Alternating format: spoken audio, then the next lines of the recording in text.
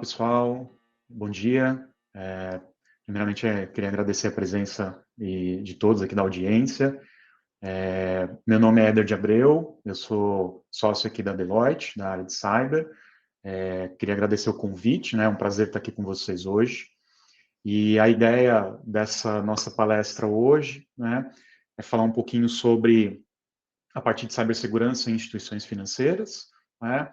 A ideia do conteúdo nosso aqui, a gente vai ter aí cerca de 30 minutos falando sobre esse conteúdo. A ideia é falar um pouco sobre o resultado de uma pesquisa que a Deloitte realizou no segundo semestre de 2023, uma pesquisa global com instituições financeiras, para poder entender um pouco de como é que essas instituições financeiras têm feito investimentos em cibersegurança, né, ou como têm não só como tem feito investimentos, mas também como essas instituições têm se organizado em termos de cibersegurança. Também entender um pouco, e isso obviamente que eu vou compartilhar em mais detalhes aqui com vocês, mas também mostrar um pouco de como as ameaças, como essas instituições têm percebido as ameaças cibernéticas em cada região, então ameaças diferentes que existem na Europa, na Ásia, né, Pacífico, Américas, etc. E principalmente como é que essas instituições têm atuado para poder mitigar esses tipos de ataques, onde elas têm priorizado os seus investimentos para a mitigação desses ataques. Então, espero que seja um conteúdo útil para todos. Então, vamos começar aqui. Bom, então aqui é um pouco do que eu já comentei, né? Essa é a agenda que a gente vai ter hoje. Então, vamos iniciar aqui. Então, pessoal, acho que é um momento importante, né, da gente comentar aqui, isso eu tenho ouvido, aqui, isso é uma coisa que aparece nesse resultado da pesquisa, mas também ouvi já de algumas instituições brasileiras com quem eu tenho conversado, de como é que tem sido a evolução do orçamento de cibersegurança nos últimos anos. E o que a gente tem percebido é que, a partir deste momento, ainda que os desafios de cibersegurança se mantenham, já começa a ter algum tipo de limitação dos orçamentos em comparação a anos anteriores, né? Ou seja, as instituições começam a ter um pouco de limitação, um pouco mais de contenção dos investimentos, né? Não tem sido mais aquele investimento sem limites, né? Como não sem limites, mas assim uma visão mais ampla, né, de investimentos que tinha acontecido nos últimos anos. Parece que agora as instituições começam a diminuir, até porque espera-se uma maior maturidade nesses investimentos, nesses programas de cibersegurança. Então, teoricamente, saímos de um local, né, ou de uma situação onde as empresas precisavam ter muitos investimentos porque tinham uma maturidade baixa. Agora, a ideia é que essa maturidade mais alta limite um pouco esses investimentos. Então, isso é um pouco do que a gente percebeu aqui. Outra coisa é, as instituições, elas têm trabalhado com cyber, né, segurança, por conta de transformação digital. Muito a aceleração aconteceu muito por conta da pandemia que nós tivemos aí em 2020, né, da Covid, mas tem um componente novo, um item novo aqui, que é a pressão regulatória. Então a gente vê um pouquinho, depois mais para frente eu vou falar para vocês, que alguns reguladores começam a tratar o tema de cibersegurança também, né? Então isso também traz algum tipo de pressão. E por último, né, isso aqui também é uma mudança, né, do que a gente percebe, ainda que isso aqui obviamente varie de acordo com a maturidade das empresas, mas que cibersegurança tem sido focado mais no impacto e nos riscos que esse tema traz aos negócios e não apenas na questão tecnológica, né? A gente sabe que por muito tempo, e ainda isso existe, cyber tinha um foco mais em ferramentas, em infraestrutura, tecnologia e tudo mais, mas as empresas começam a olhar como é que isso se comporta em termos de riscos ao negócio, né? Então, cyber é um componente fundamental aqui para os negócios, então esse risco, né, a gente sabe que um problema com cibersegurança pode ter um impacto muito grande para as instituições, então isso precisa ser bem avaliado, tá? Então, isso aqui é um resumo, né, do que a gente viu, mas eu vou entrar mais nos detalhes agora com vocês aqui. Então é isso, né? Aqui mostra esse gráfico, né? Tem bastante informação aqui, mas eu vou fazer alguns destaques. Aqui o que a gente percebe, né? Que eu comentei com vocês. Então, os executivos de cibersegurança começam a sofrer uma grande pressão orçamentária, né? Existem cortes nas despesas, né? Cortes e acabam tendo reduções nesses orçamentos.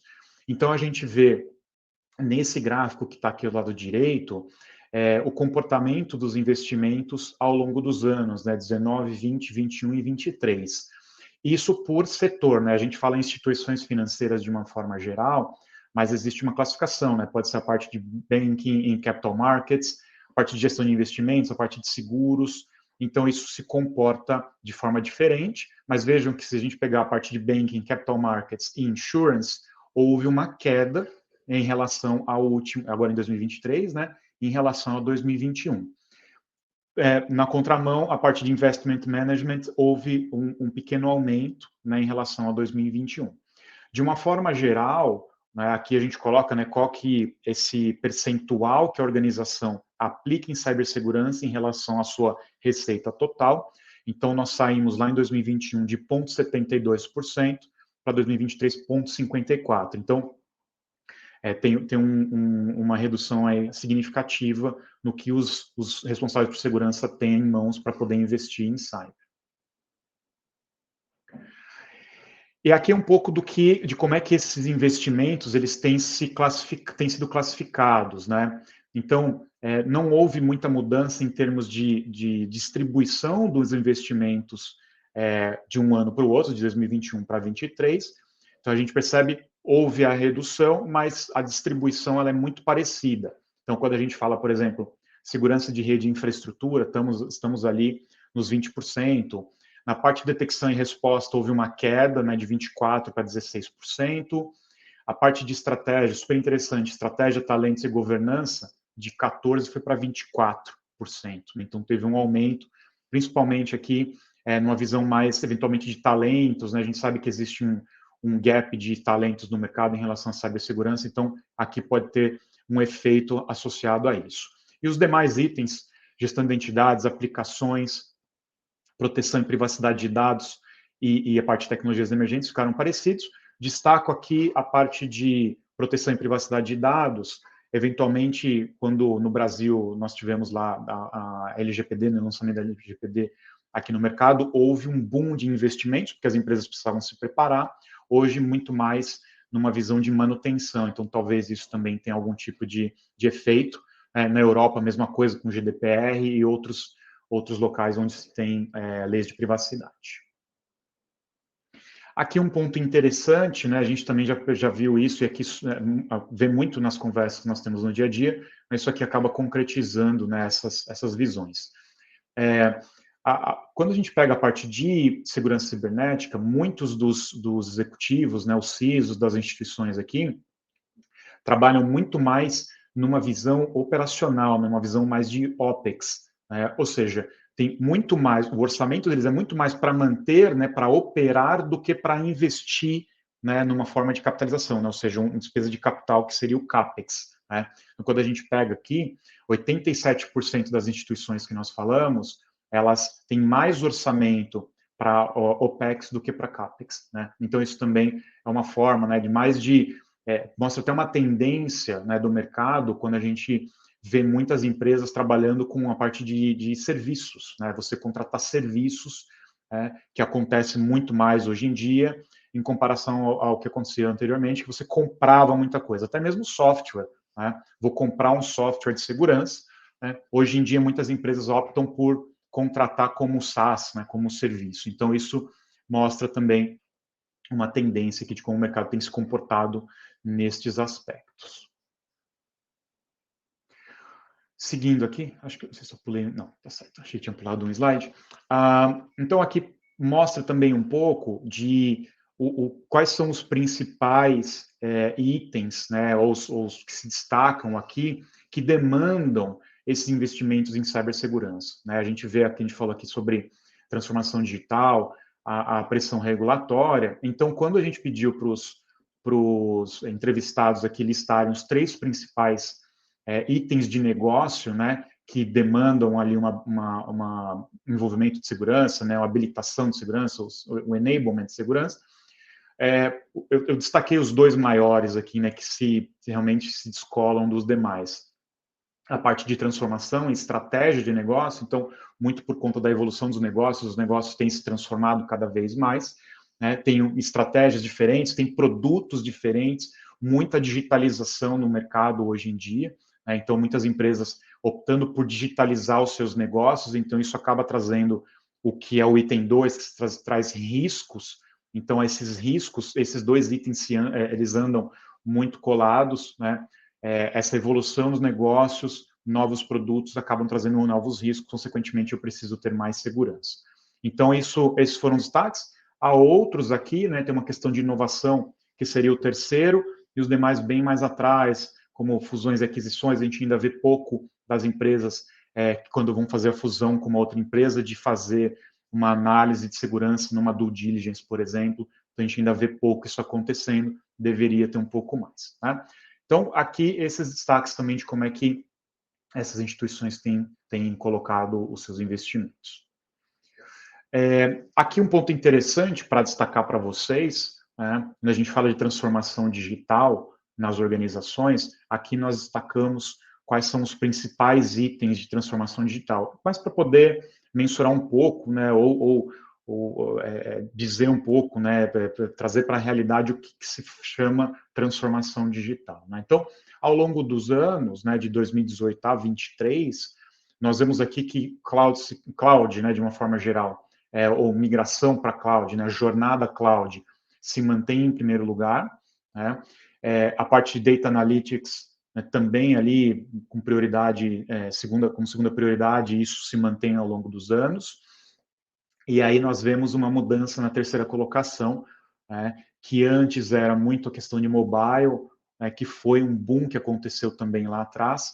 Hoje a gente vê muita questão de inteligência artificial e computação cognitiva. Né? Já em 2020 essa era a prioridade, em 2023 continua. E a gente sabe, com o advento de várias tecnologias de inteligência artificial generativa, por exemplo, isso traz riscos bastante importantes para as instituições que precisam de uma maior atenção. Né? E outros itens, né, quarto colocado ali, antes tinha bastante de RPA, né, atrás era a inteligência artificial que mudou, hoje a gente vê a questão de tecnologia operacional, a atualização de ERPs, né, muitas migrações de ERP também numa visão de SaaS e tudo mais. E o último, a parte de blockchain, criptomoedas, temos visto pouco o mercado falar de segurança nesse sentido. Opa. Então, esse é um pouco do panorama de 2023 em termos de prioridades, né, das empresas. E aqui é um pouco do que eu comentei com vocês lá atrás, né, ou seja, a questão de riscos. Né, então, eu destaquei aqui, é um texto grande, mas eu destaquei os principais aspectos que nós tivemos lá em 2023, né, em julho de 23, a questão de regulamentação de cibersegurança lá pela SEC nos Estados Unidos, né, a CVM dos Estados Unidos, né, fazendo ali uma série de questões, exigências para as empresas com negociação de ações nos Estados Unidos. Então, essas empresas precisam ter maior atenção regulatória em relação à cibersegurança por essa demanda da SEC. Né?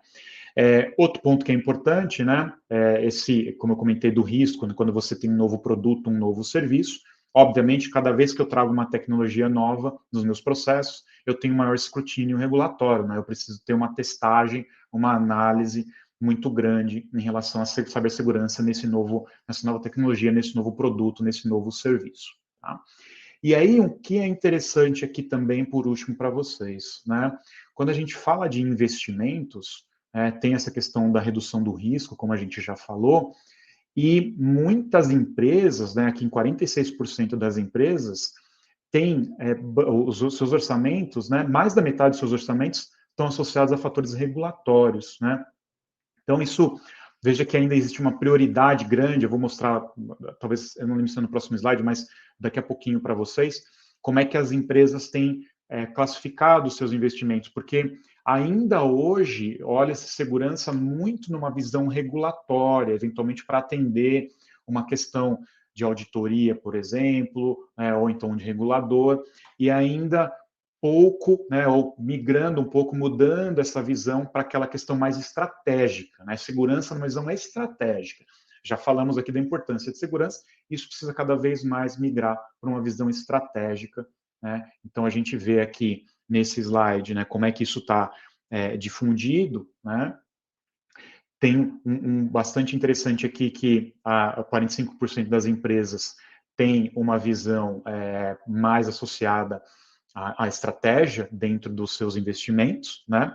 Mas veja, né, que assim, ainda é dominante o que é regulatório, né? Porque só 45% que dominam a parte de estratégia, né? E outros começam a ter mais um domínio maior quando a gente fala de prioridades regulatórias. Então, a questão aqui, pessoal, é que é importante a gente olhar de como é que as empresas se comportam nos seus investimentos. Preciso ter mais instituições colocando estratégia, né, dentro dos seus investimentos de cibersegurança e não apenas para atender questões regulatórias. Questões regulatórias, com certeza, são importantes, mas eu preciso olhar numa visão estratégica também, principalmente conectando com um ponto que falamos lá no começo, onde eu tenho eu tenho menos investimentos, então eu preciso trabalhar melhor esses investimentos, que é o que a gente conecta lá na frente, de que esses investimentos, quanto melhor investidos, mais capacidade de recuperação ou de trabalhar com incidente, evitar um incidente catastrófico, as empresas vão ter, as instituições vão ter. Aqui um pouco do modelo organizacional, né? Existem diferentes modelos, mas a gente ainda vê as instituições com um modelo, a maior parte, né? Elas são focadas num modelo centralizado, global e consolidado, né? Existem ainda instituições com cibersegurança focadas em TI, né? Ou seja, embaixo da área de tecnologia, né? E não olhando questões mais amplas de segurança, né? Às vezes tem um foco muito em tecnologia da informação, mas a gente vê novamente, né, como eu conectei os pontos aqui, cada vez mais cibersegurança ganhando uma visão estratégica. Então, se eu olho só tecnologias, eu acabo limitando um pouco de como eu me organizo. Mas aqui são modelos, enfim, a gente não está colocando aqui qualquer certo, qualquer errado, tem vantagens e desvantagens de cada um dos modelos, mas, de novo, a maior parte aqui é um modelo global centralizado e consolidado de cibersegurança. Aqui, um outro ponto que é interessante de colocar para vocês, né, que a gente coloca, que pegou captura nessa pesquisa, é o quanto que as empresas terceirizam de cibersegurança, né, do seu investimento, os seus orçamentos de cibersegurança.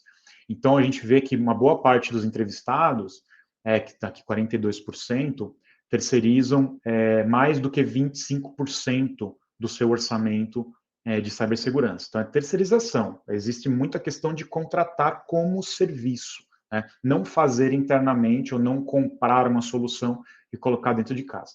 Então, hoje, a gente olha aqui, a 58%, né, ainda a maior parte terceiriza até 25%, e esses outros 42% tem uma distribuição, né, daqueles que vão entre 26% e 50%, e aqui somando 16%, né, daqueles que fazem entre 51% e 75%, ou mais do que 75%.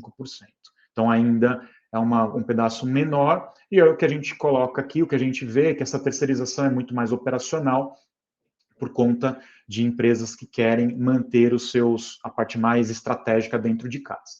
E aí, o que se terceiriza normalmente? Né? Estes serviços. Então, muitas empresas, a maior parte que terceiriza o seu Security Operations Center, parte de resposta a incidentes, Red Team, e em menor grau esses demais aspectos, como segurança física, gestão de vulnerabilidades, etc. Ainda a gente vê muitas empresas de grande porte que preferem manter dentro de casa os seus, principalmente a parte de operação de segurança. Tá? E um outro ponto, um outro detalhe interessante é que segurança em nuvem, poucas empresas terceirizam. Né? Isso fica ainda muito dentro de casa, talvez ali pela criticidade do serviço. E aí o que a gente vê aqui eu sei que a figura ficou pequena aqui, mas o que a gente quer destacar dentro dessa pesquisa também é que assim, as empresas com mais investimentos estratégicos, elas acabam gerando maior valor daqueles serviços de cibersegurança. Então, quando eu invisto mais, né, mas eu tenho que investir melhor, né, não é só simplesmente gastar, mas quando eu faço bons investimentos, eu consigo extrair valor de praticamente todos esses serviços, é o que mostra essa pesquisa aqui. E aí, quando eu falo serviços, né, a parte de proteção de nuvem, proteção de dados, estratégia, etc., detecção e resposta, esses são os serviços onde melhor se saem por conta dos investimentos. Aqui, pessoal, passando para o outro tópico, né, para o segundo tópico que eu queria colocar para vocês, é como é que os incidentes e ameaças têm se comportado aí em outras regiões, né? Então, a gente consolidou aqui 20 países em 3 regiões e mostro para vocês como é que é o comportamento, como que são as ameaças nessas regiões aqui, né? Então, basicamente, só um destaque aqui o que a gente percebe é que existem maturidades diferentes, perfis de riscos variados, requisitos regulatórios discrepantes, não discrepantes, assim, são, de uma certa forma, cada país vai ter a sua necessidade, então por isso que a gente vê essas diferenças também de ameaças, tá? Então aqui, veja que interessante, né? Em termos de números de incidentes dentro da pesquisa, os 2 primeiros colocados estão na Europa, né, na região EMEA, que é Europa, Middle East e África, né? E são os 2 primeiros países, são Alemanha e Reino Unido, né? Então eles estão acima da média. A Holanda também está acima da média, e aí vindo para Américas a gente vê que os Estados Unidos estão um pouco acima da média. Mas o fato que eu queria colocar aqui, que eu destaco para vocês, é que existe uma questão regulatória muito grande e, mesmo assim, né, ou seja, tem uma questão regulatória grande e tem, de uma certa forma, maior maturidade, mesmo assim, são os países que sofrem mais ataques, aí, sofreram mais ataques nos últimos anos.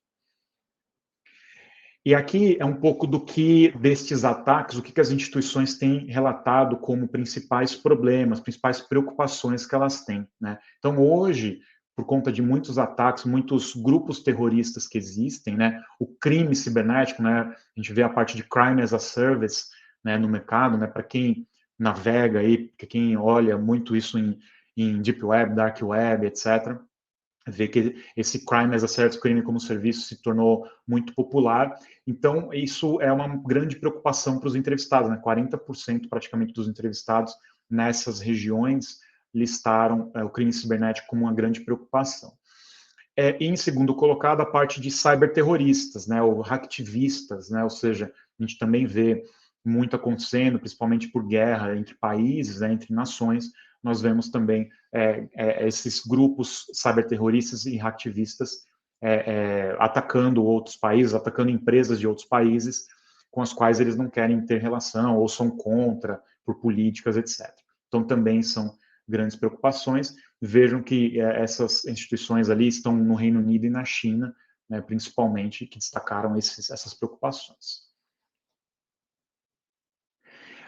Como não poderia ser diferente, né, a maior parte das instituições destacam a parte de phishing, malware, ransomware, que são as ameaças, ferramentas e técnicas que mais prevalecem nas regiões, né? Então, a gente vê ali, na média global, 42% das organizações que foram pesquisadas destacam essas ferramentas, né? Mas a gente vê a China está 50%, destacando ali como uma preocupação grande de phishing, malware e ransomware, né? Então, a gente vê muitos grupos, né, para quem acompanha também, muitos grupos sendo desmantelados, né? Quando a gente pega a law enforcement, né, ou seja, polícia, Interpol, outras FBI, fazendo um trabalho conjunto para poder desmantelar essas quadrilhas, desmantelar esses grupos que fazem, por exemplo, ataques de ransomware, mas, por exemplo, um grupo que saiu recentemente era o Lockbit. O Lockbit foi desmantelado, né, saiu cerca de 2 semanas atrás que o site deles tinha sido derrubado. Ontem mesmo eu recebi uma notificação de que eles estão subindo uma nova instância, então voltando com uma nova infraestrutura. Então isso acaba tendo que ter uma monitoração, um acompanhamento constante, do contrário, esses grupos, enfim, vão continuar atacando e não tem jeito. E aí a gente vê o número de aumento de incidentes, né, de 60%, que foi relatado ali em março de 2023. Então, cerca de um ano atrás, já havia tido um aumento bastante significativo nos incidentes de ransomware. De fato, tem tido muitas empresas sofrendo com isso. Então, aqui, obviamente, já entrando num pouco de como se proteger, não quero aqui ser repetitivo, né, mas sempre tratar com engenharia social, né, de trazer as pessoas, né, dentro das instituições, saber que os colaboradores, eles, mesmo não trabalhando com cibersegurança, eles têm a sua responsabilidade, o seu papel em relação à cibersegurança, então educá-los em relação a aspectos de engenharia social é fundamental para reduzir esses impactos, e, obviamente, os recursos avançados de detecção e resposta a ataques de malware, ransomware, etc. E aqui um pouco dos impactos, né? Obviamente que as instituições mostram que tem um grande impacto, né, quando são atacadas. Elas trazem a maior parte, né, dessas instituições falam que o problema principal para elas são as interrupções operacionais, né? Primeiro colocado, a interrupção operacional é um problema. Claro que quando a gente pergunta e fala assim, danos à marca, que ficou em segundo lugar, ou impactos financeiros ficaram em terceiro lugar, ou foram menos citados, certamente quando você tem uma interrupção operacional, esses outros aspectos podem acontecer. É claro que o que acontece, as empresas que melhor lidam com uma interrupção operacional, elas acabam tendo um menor impacto na sua marca, né? Ou seja, o ataque ele vai existir, ele vai acontecer. O segredo aqui, a questão é como é que a empresa reage a esse ataque. Isso, muitas vezes, pode ser até o contrário. A empresa ela reage tão bem a um ataque cibernético que os clientes, né, quem utiliza aquela marca, ganha mais confiança na instituição. Então, esse é um segredo também, é um ponto importante para ser levado em consideração. Entrando pela parte final aqui, que a gente também tem pouco tempo aqui restante, o que as empresas têm feito, então, né, ou que podem fazer aí para poder mitigar um ataque, um evento catastrófico de segurança cibernética. O primeiro ponto aqui pode parecer óbvio, né, mas só para definir o que são considerados ataques catastróficos, né? Então, a gente fala um ataque cibernético que resulta na perda de dados, tanto em produção quanto aqueles dados aquelas cópias de segurança, uma degradação do serviço que deixa o serviço, da infraestrutura, perdão, que deixa o serviço inoperante, os clientes não podem acessar o serviço, algo que acontece dentro da empresa, seja por um usuário mal intencionado ou involuntário, e acaba derrubando toda a infraestrutura, uma interrupção que restringe o acesso aos sistemas de recuperação, então eu não consigo manter minha operação de negócio, ou então uma interrupção de mercado sistêmica, principalmente quando a gente fala de setor financeiro, há instituições que, se elas ficarem disponíveis, isso acaba impactando o mercado como um todo. Então, o que as instituições têm trabalhado, né, o que se faz para trabalhar e evitar esse tipo de problema? Aqui a figura ficou pequena, por isso que eu coloquei um quadro maior, né, que muitas vezes são algumas, um resumo, né, pessoal? Obviamente isso aqui não é exaustivo, mas um ponto interessante. Então, o foco no plano de detecção de ameaças, gerenciamento de riscos e resposta aos incidentes, né? Olhar tecnologias emergentes, porque essas tecnologias, como inteligência artificial ou então automações que existem, pode aprimorar em muito a minha detecção e minha resposta a ameaças, não dependendo apenas dos seres humanos para poder fazer isso. Então, isso é importante olhar também. Muita atenção na superfície de ataque, porque às vezes existem pontos que são menos óbvios de entrada, então às vezes eu tenho um roteador, eu tenho alguma infraestrutura publicada que não está sendo mantida, às vezes a empresa nem sabe que existe aquela infraestrutura, não faz manutenção e isso acaba sendo uma porta de entrada. Os princípios de security by design, então incorporar segurança desde a concepção de um produto ou um serviço até sua implementação, e aqui planejar implementar os playbooks de resposta a incidente. Vejam que eu deixei com o asterisco o 1 e o 5, porque aqui no próximo slide ficou um pouco pequeno aqui, mas eu destaco para vocês. O que as instituições têm feito, que é importante de fazer, e isso muitas vezes os reguladores solicitam também, ou exigem, né, falando um pouco melhor, que as instituições elas planejem cenários que são destrutivos. Por quê? Porque às vezes pode parecer um cenário extremo, mas ele é plausível. Então a instituição precisa planejar aquilo para ela poder saber como responder aquilo de forma melhor, né? Então isso é um primeiro ponto importante. Tem que ter um plano para recuperar pelo menos aquilo que é o mínimo viável de negócio, aquilo que é o core da operação, eu preciso saber, né? Eu preciso ter um plano para essa recuperação. Preciso proteger os sistemas que são fundamentais. O que são esses fundamentais? Uma vez que eu identifico quais são meus serviços críticos, eu tenho que entender qual a infraestrutura que está por trás. Então, eu preciso também proteger esses sistemas. Algo que instituições têm feito, tem chamado ali de cofre de materiais, né? Ou seja, uma infraestrutura isolada onde se mantém dados críticos, processos críticos, aplicações, etc., dentro desse cofre, justamente porque, caso haja algum ataque, ele não é afetado, né? E, por último, fortalecer os processos de recuperação, mantendo-os documentados, né, os manuais documentados, isso de forma que eu consiga rapidamente recuperar um serviço crítico. já está chegando ao final aqui, já passou o nosso tempo, mas é só um ponto para eu destacar aqui para vocês, chegando ao finalzinho aqui.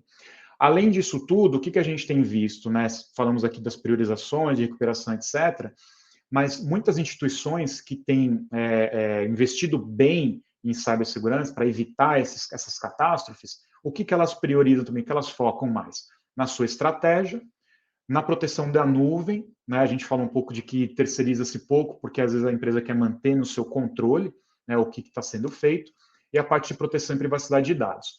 Justamente porque a gente falei um pouquinho de privacidade, né, mas obviamente que eu tenho um conjunto grande de dados que não são necessariamente dados pessoais, que também precisam ser protegidos. Então, isso a gente vê ainda uma necessidade grande das empresas fazerem isso. Então, aqui são investimentos, né, onde as empresas têm melhor investido e onde elas têm conseguido gerar mais valor com os seus investimentos. Então, para finalizar, pessoal, aqui realmente o ponto que, né, uma conclusão aqui de tudo que a gente viu, né, que de fato as empresas precisam ter um foco maior nos investimentos. Então, voltando lá atrás, vimos que existe uma pressão orçamentária dos diretores de segurança, dos executivos de segurança, para reduzir o seu orçamento ou melhor investir. A gente vê que existe uma variação de cenários de ameaças e o que as empresas melhor precisam fazer para se proteger. Então, aqui é uma história que a gente conta, né, uma mensagem que a gente passa de como é que as empresas precisam, então, priorizar os seus investimentos para minimizar todos esses danos aqui. E aí, enfim, esses investimentos vão trazer uma menor impacto dessas ameaças e as empresas também vão ter melhores estratégias para garantir a conformidade regulatória. Então, isso faz com que as empresas tenham ali um maior poder em relação ao que está acontecendo em relação à cibersegurança no seu ambiente. Então, acho que esse era o último slide que eu tinha, então, novamente eu queria agradecer, espero que tenha sido útil para todos aqui, passamos 2 minutinhos aqui, peço desculpas aqui pelo atraso, mas era um conteúdo bastante rico que eu queria trazer, espero que tenha sido útil para todos, e que a gente possa se encontrar no mercado e discutir esses aspectos em mais detalhes. Novamente eu agradeço a organização do evento, pelo convite, fico à disposição, e um bom dia a todos e até a próxima. Tchau, tchau.